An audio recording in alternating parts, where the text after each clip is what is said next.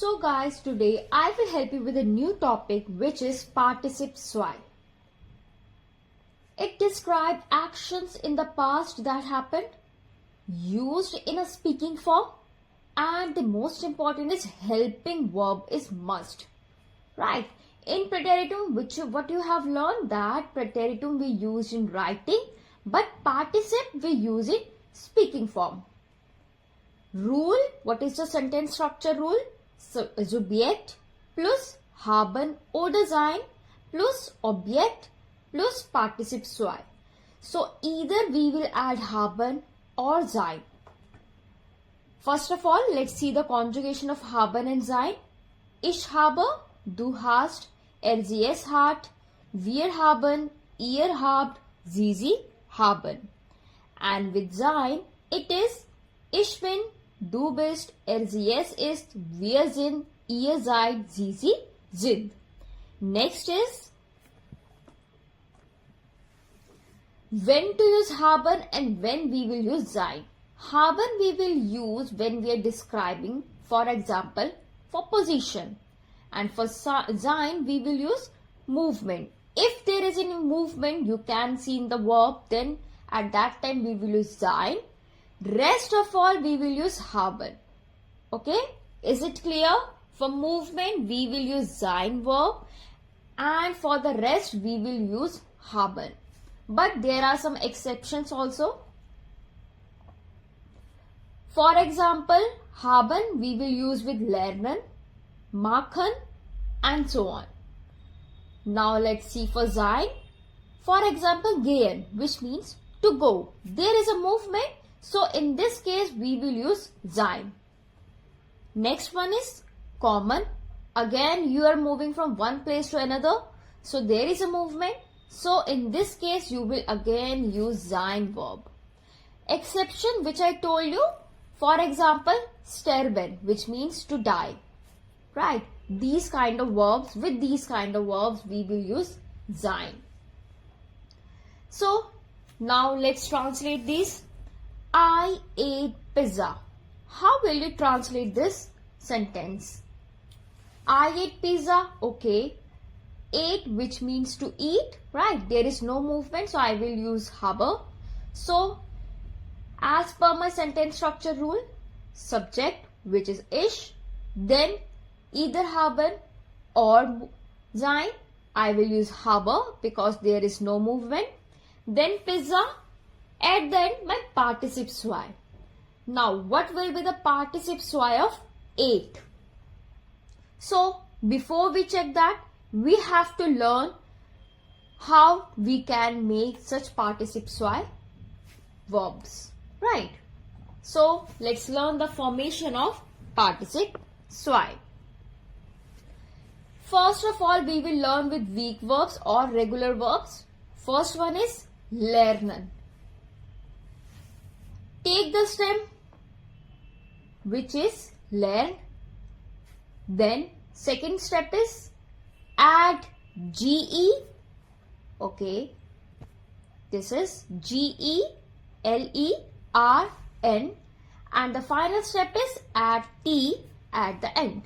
So it will be gelernt.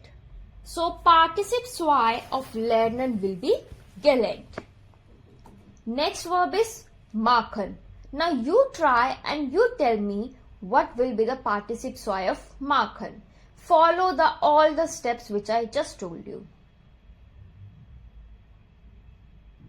Okay. Let's see. Take stem, which is mark. Add ge, which is gemacht. And add t. So my final verb is gemacht. Participe zwei of machen is gemacht. Sehr gut. But there is an exception. Weak verbs ending with IEREN, they don't get prefix GE, but we will always add T at the end. For example, studieren, studiert, diskutieren, diskutiert. Next is for strong verbs. How to form strong verbs? Take the stem of fahren. Okay, F-A-H-R.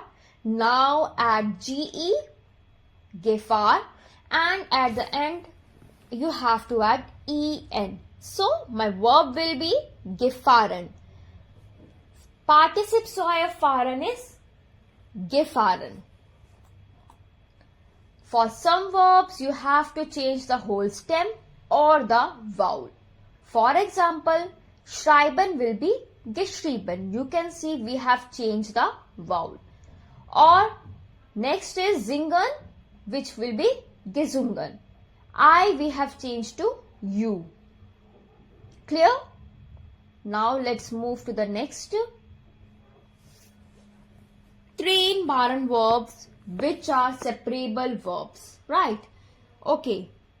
In trainbaren verbs, we will first of all check the weak verbs.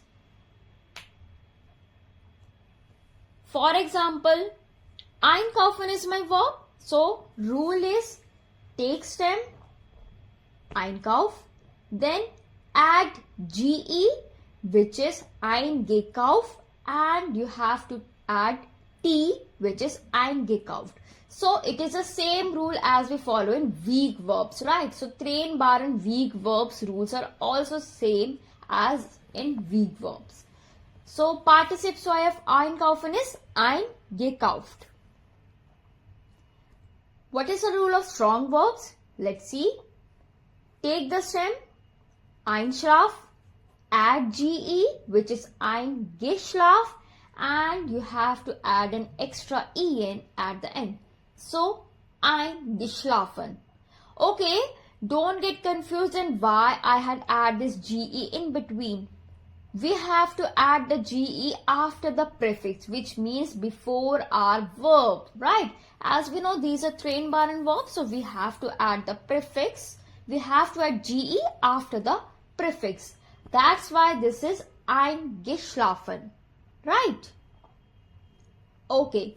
Now come to untrainbaren verbs, which means unseparable verbs. For strong and weak verbs.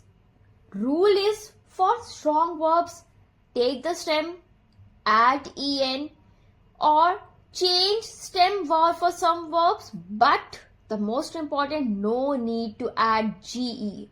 The very most important rule of untrainbaren verbs. We will not add GE. Okay. For example, for strong verb, it will be verstehen will be verstanden, erfinden, erfunden. Right? For weak verbs, the rule is very easy. Take the stem and add only T. No need to add GE, only T.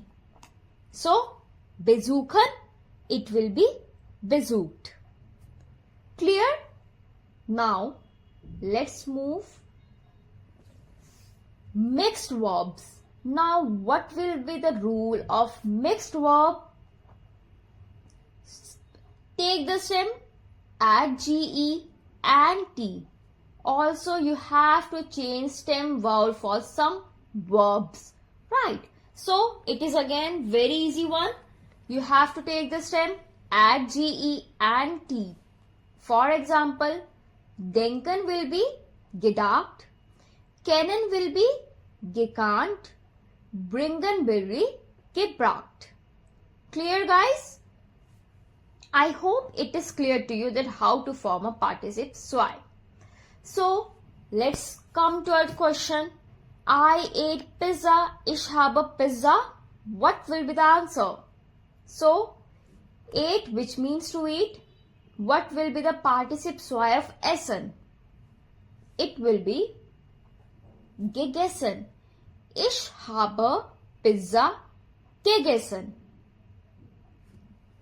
Now, let's do some Übung. First one is Ich lerne Deutsch. Now, you have to make this sentence in participle zwei. And the answer will be Ich habe Deutsch gelernt. Next is Singt ein Lied. Hat ein Lied gesungen. Sehr gut. Nächster. Wir gehen ins Kino. In this sentence, you can see gehen, which means there is a movement, so we will use sein. Wir sind ins Kino gegangen. Anja kauft Gemüse ein. This is a trainbaren verb. So, answer will be Anja hat Gemüse eingekauft. Last one is Meine Mutter bringt Kuli für mich. And your answer will be Meine Mutter hat Kuli für mich gebracht. That's all guys. I hope you enjoyed this video and you learn how to make the participe soy. This is a very most important topic of your grammar A2 level as well as of A1 level. So practice it more and more. Thank you guys. Bis dann.